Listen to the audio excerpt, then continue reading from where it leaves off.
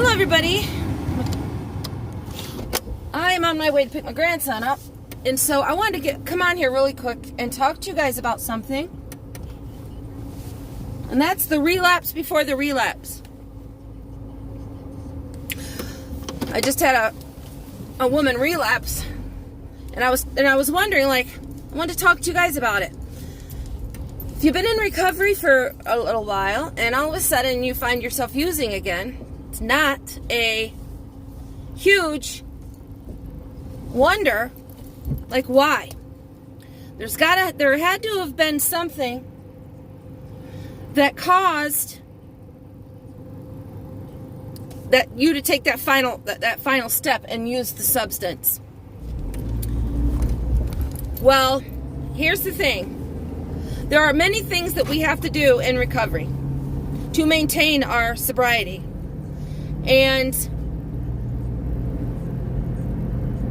we do each of these a little differently depending on who we are, right? Now, some of us don't believe in God, so we don't pray, but we do try to reach out to a higher part of ourselves, maybe. Reach out to the universe for some power, for some inspiration. We use the fellowship, like other people, as support, whether it be a person, a clergyman, whether it be people in a meeting and at a 12-step meeting, whether it be a family member, but we all need some sort of support. All right, and so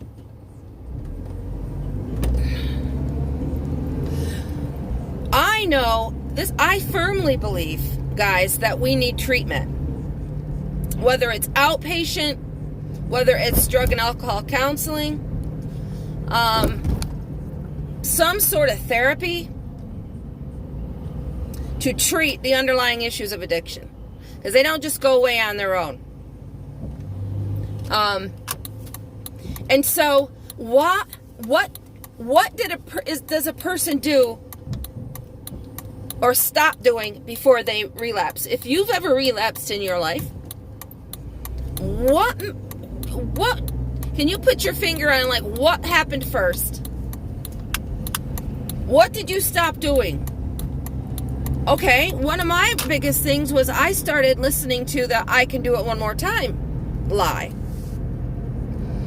And I can do it one more time to release the stress, to relieve the issue. Like, I can do it one more time.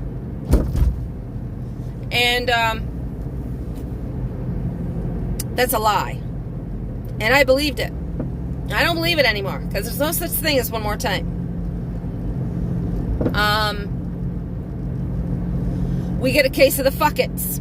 You know what the fuck-its are? Oh, fuck it. I'm done. I can't take fucking life anymore. I can't fucking take this anymore.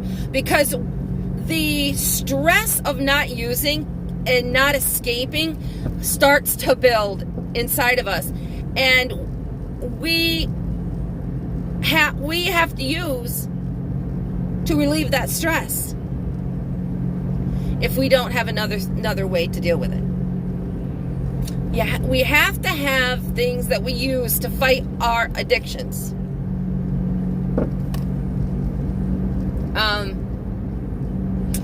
What works for me might not work for you, but there's got to be something that you're doing. I've been seeing a lot of people relapsing during this time,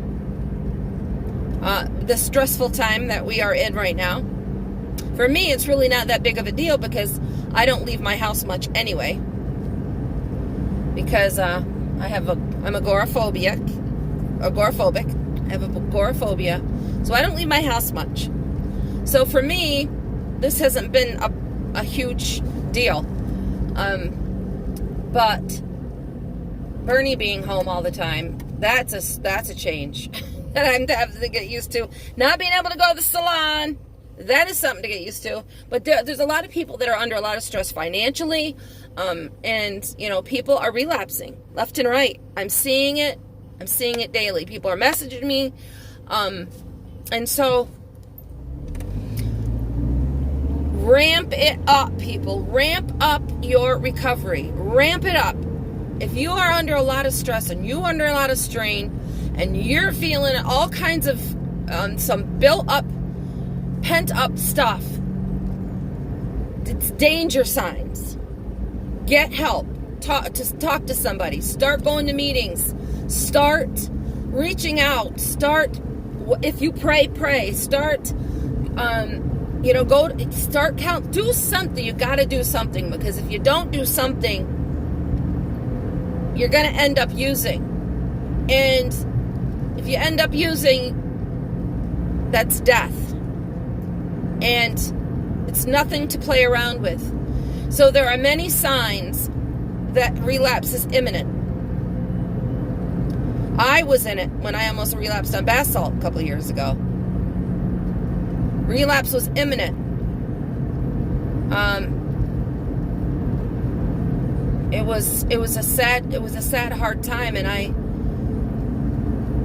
didn't handle it. I didn't handle it right. I didn't reach out. I didn't tell people where I was at.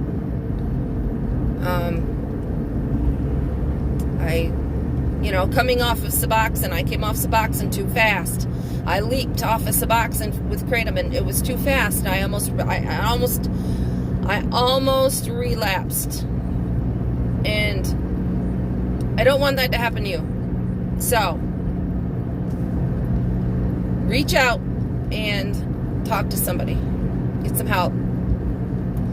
Alrighty, well, I'm almost at my grandson's, so I'm going to let you go. I hope that you all are okay, that you all are having a good day. I will do another kratom giveaway when I get some more samples from Botanical Romance. I've got to get me some more of those so I can, because for me, Botanical Romance is the best kratom that I've ever had, and that's who I want. I want to get her samples out to you guys. And so, yeah. Hope you're having a good day. Brightest blessings, and God is blessed.